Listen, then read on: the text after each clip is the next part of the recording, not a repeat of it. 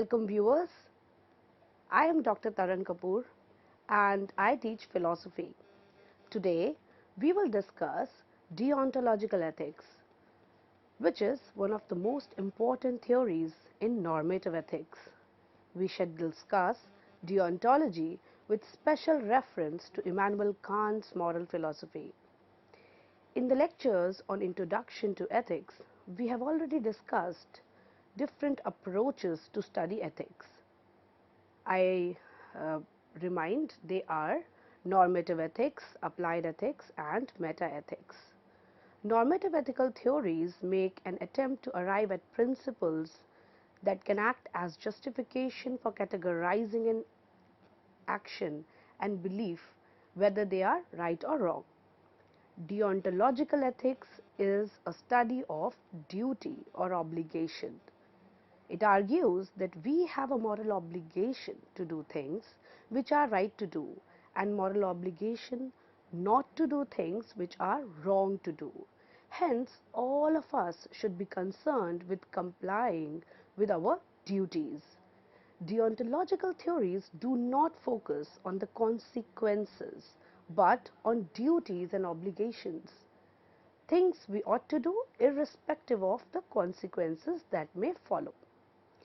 Deontological ethics, therefore, focuses on right course of action. So it is also known as procedural ethics. And this is over good consequences. Another way to understand this is that deontology focuses on right actions, and right actions are followed after right intentions, while downplaying the importance of goods or benefits that are produced by these actions. Now, let us try to understand what are our actions, since rightness and wrongness of an action depends on that action itself. Our actions are results of our choices. There are reasons and intentions behind choosing a particular course of action. These actions are actually dependent on reasons and intentions, which actually go on to determine what action actually is. Let us now take example of an act of killing someone. We will all agree that when we morally analyze the action of killing, not all killings are of the same type. When a person intends to kill someone, it is certainly different from an accidental killing maybe, where maybe the person was only intending to defend themselves against a possible attack. We do not know what kind of action an action is unless we know the intention behind it. We should judge whether an action is right or wrong by the agent's motives or intentions. There are many deontological theories. One of the uh, famous ones is divine command theory. It believes that obedience to God's command or God's will is a duty that must be followed, no matter what the consequences. Another form of deontological ethics is found in ancient Greek and Roman philosophies of Stoicism. It believes in doing our duty and playing our part as determined by the natural order of things. Now, rather than struggling against external circumstances which anyway are not in our control, the Stoics argue that the key to morality and happiness is internal and depends on how we orient our wills and our intentions. Duty is its own command. So clearly the deontological theories are emphasizing on the importance of dutiful action. Now we are going to discuss the most famous version of deontological ethics as given by Immanuel Kant in his thesis on goodwill and the moral law, the categorical imperative. Immanuel Kant is regarded as the greatest philosophers in the history of modern Western philosophy. Having a look at the history of modern Western philosophy, it is clearly divided into pre-Kantian and post-Kantian periods. He firmly believed in Enlightenment ideas of reason and freedom. The conception of duty assumes a prominent position in his ethics. Kant was a philosopher who was professor at University of Königsberg, Germany. He was brought up by a deeply religious and moral household. His parents were devout priests for whom religious and moral convictions and a sense of duty were a form of life. Through his philosophical deliberations, Kant inquired into the nature of mind, reason, knowledge, and the moral life. He has written many seminal works, like in Critique of Pure Reason, he discovers epistemological question, what can I know? On the same lines, in Groundworks of Metaphysics of Morals, which is his treatise on moral philosophy, he explores the most important question, what ought I do? He starts with the assumption that our ordinary moral judgments may legitimately claim to be true, and subsequently goes on to explore what are the conditions which hold if these claims, the moral claims, may be justified. From the experience of what human beings actually do, we are unable to prove what they ought to do. It is clearly so in our commonsensical experiences. Now, if we allow that there is such a thing as a moral ought or should, moral duty, there are moral principles in accordance to which human beings ought to act. That is, knowledge of these principles then must be a priori. And it cannot be based on any sensory experience. This a priori part is what Kant calls a metaphysics of morals, and he goes on to develop it at great length. While Kant's views on epistemology and metaphysics are very, very important to us, but our concern in this particular lecture is with his moral theory. Kant was a formalist who was impressed with the orderliness in nature and with man as a rational and purposive moral agent. As in the natural world, everything appears to act in conformity with the law. Similarly, in ethics, we ought to follow the moral law. Kant argues, two things fill the mind with ever new increasing admiration, and the oftener and the longer we reflect upon them, the starry heavens above and the moral law within. The law of nature and the laws of reason are these laws of reason which reflect in the moral law, which springs from man's innermost being. When the human being is governed by reason, it is the moral law which legislates with the individual. So human being who is governed with reason legislates this moral law on his own self, his or her own self. Human beings' moral nature, their sense of duty, brings them into direct contact with the order of the universe. Only a rational human being possesses the ability to act in conformity with the moral law. Therefore, our reason demands us to act consistently and impartially, and not on the basis of any personal likes or dislikes. Kant asks the pertinent questions like, what ought I do? What is the good action? What gives an action its moral worth? What is goodwill? What is the moral law? And several others in his major works on ethics. Immanuel Kant developed his moral philosophy in some key works like Groundwork of the Metaphysics of Morals, Critique of Practical Reason, and Metaphysics of Morals. Now we should address the question, what gives an action its moral worth? Since the consequences of our actions are not always in our control, and things really do not turn out the way we want them to be. However, our motives are always in our control. It is important to note that we are responsible for our motives to do good or bad, and it is for this reason that we are held morally accountable. So clearly, what gives an action its moral worth? It is the motive which is behind the action. and not the consequences which may follow after one performs the action.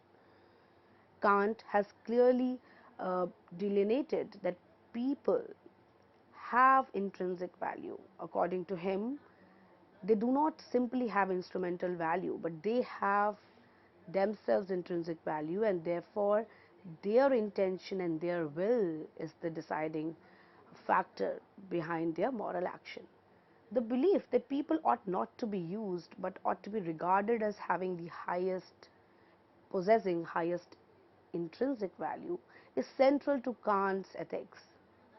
And that is why this is the importance which is ascribed to a motive to do what is right. Kant believes that whenever we make a decision, we always act on a maxim. Now, maxims are his versions of nothing but intentions or motives. We can understand a maxim as a generic principle under which we will perform in a particular way. They may be articulated in two ways. On the one hand, they are our personal principles that guide our decisions, principles on which we actually act.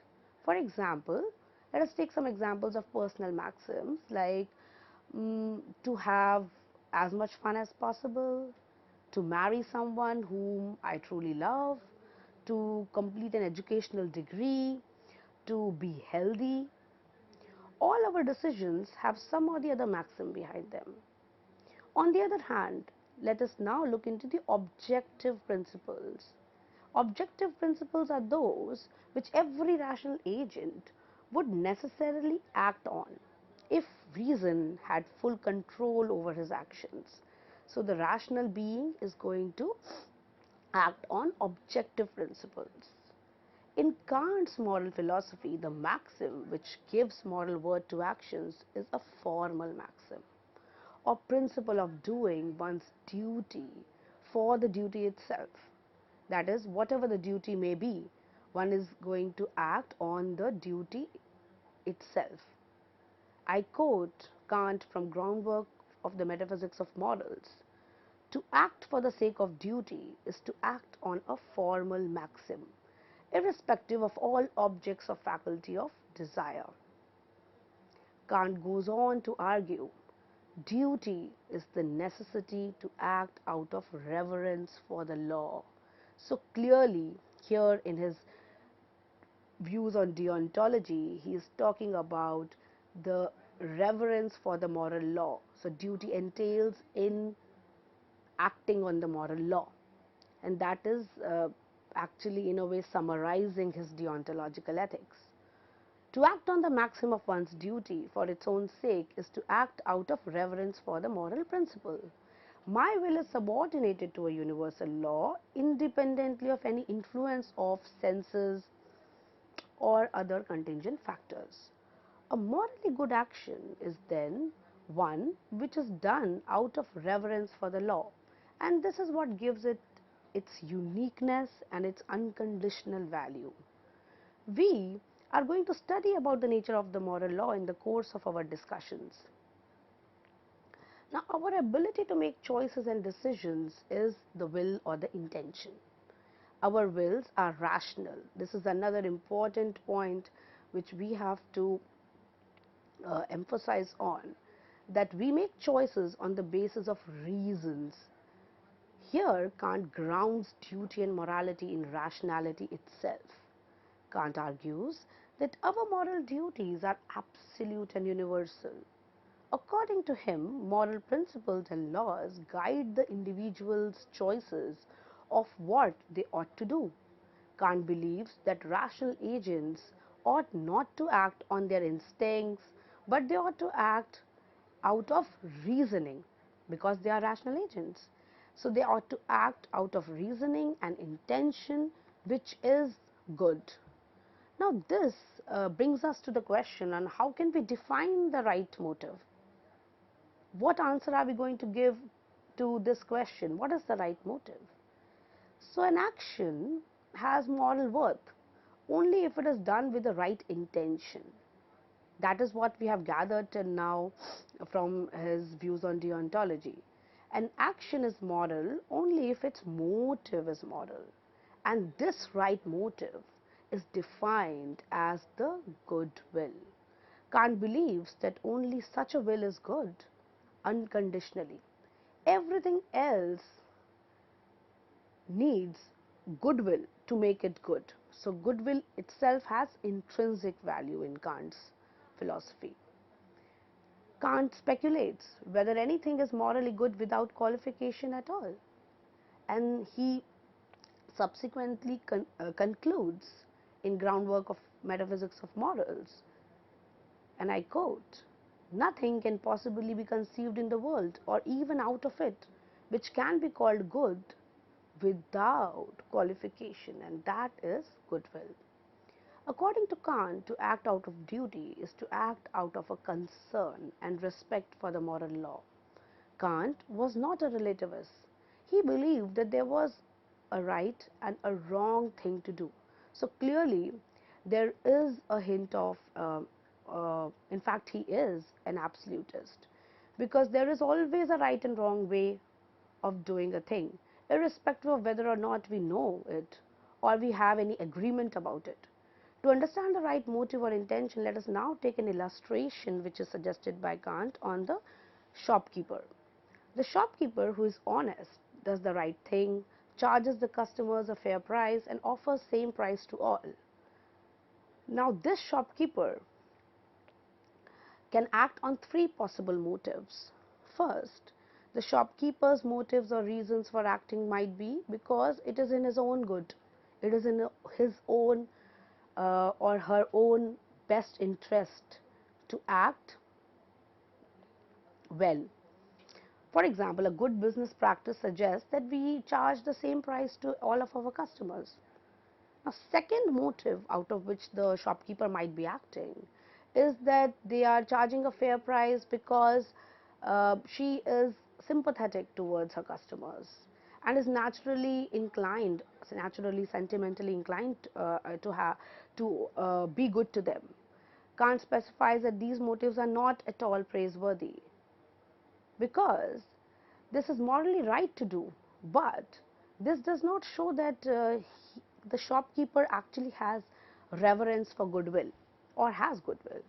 The reason is that we do not hold high moral esteem for those who simply do their actions for their own sake or their own interest, or even do what they feel like doing. Even if we believe that they are doing the right thing, we may act in accordance with duty without being motivated by duty. Doing good things about others is right and should be encouraged, but these actions do not necessarily have any moral worth. So you might be acting as dutiful without being aware that you are doing it with the motive of duty. So your action might turn out to be right, that is, having right consequences, but this does not make the action right in as per Kant's moral philosophy. Now let us discuss the third motive by which the shopkeeper might be acting, and this motive is what captures Kant's attention.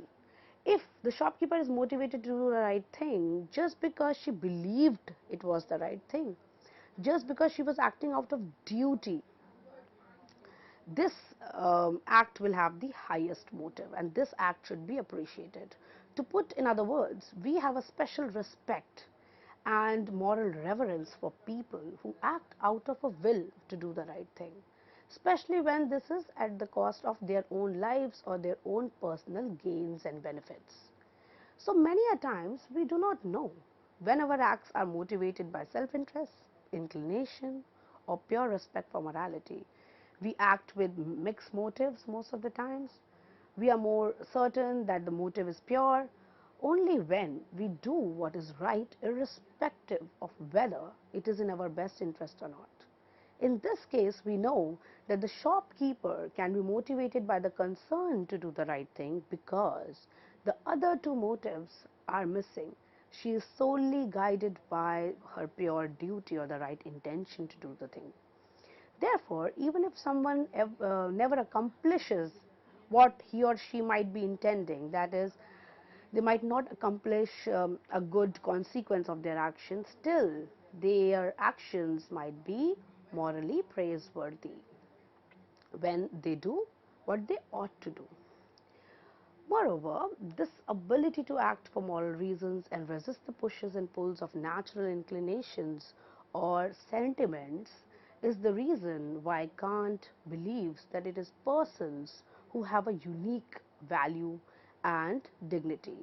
Remember, a while back we discussed about this unique capacity in terms of reason being present in us, that we hold a unique value and dignity as human beings.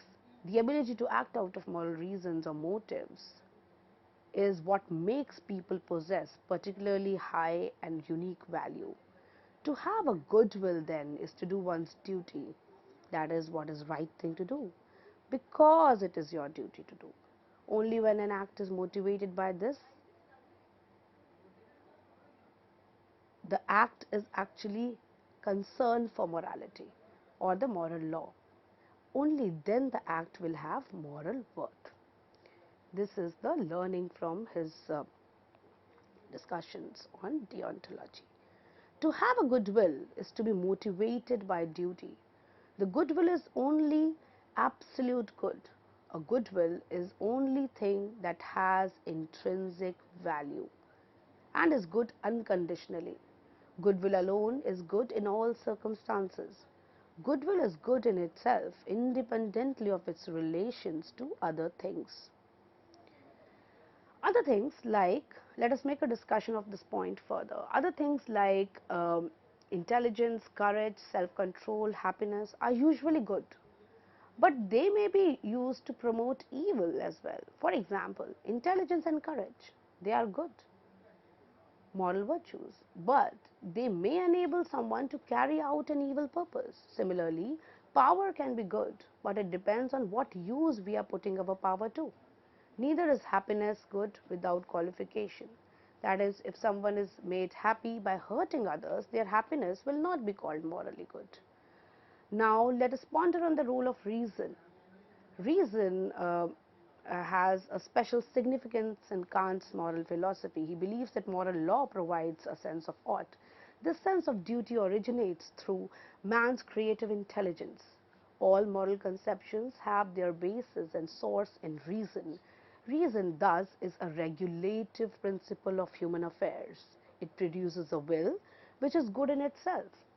Duty influences man through his reason than any other motives which might originate in the experiences of our life. Free agents are able to deliberate about the moral laws and act in accordance with them. And moral law demands that we recognize duty over impulses and desires. Thus, according to deontology, if a man acts from a good motive or out of loyalty to a sense of duty, then the action is good, even though the intended consequences might not follow. Actions are right or wrong due to their intrinsic nature, apart from any ends outside themselves. If an action is performed from inclination or desire, then this will be only an instrumental value. It is important to clarify here that Kant is not saying that an action is wrong if we have inclination to do it or if we derive pleasure from it. Rather, he is saying that if we do an action solely from inclinations, then that action is not morally good. Of course, it is virtuous if dutiful actions bring us pleasure. So, I am now going to conclude my discussion with a quote from Kant. A good will is not good because of what it effects or accomplishes, because of its fitness for attaining some proposed end. It is good through its willing alone, that is, it is good in itself. So, in this lecture, we learned about the importance of right motive, the importance of duty, conception of goodwill elucidated by Kant. We will continue our discussions on his moral philosophy in the next lecture. Thank you.